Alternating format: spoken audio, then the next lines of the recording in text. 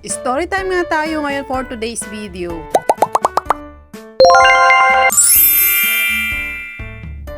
Itong tanda kong to sa totoo lang, hindi pa ako marunong magkilay.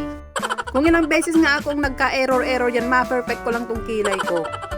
Minsan perfect nga yung kabila at minsan naman sablay din naman yung kabila.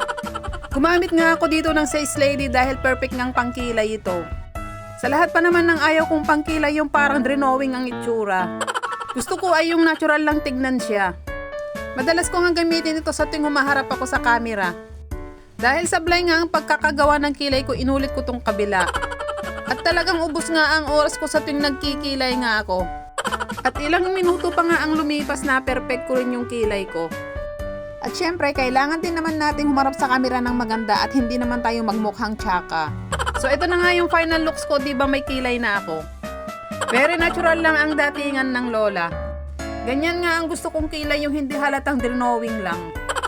O di ba ang ganda? Natural na natural lang ang datingan ng lola. Sa Size Lady lang yan mga iha, kaya mag-check out ka na.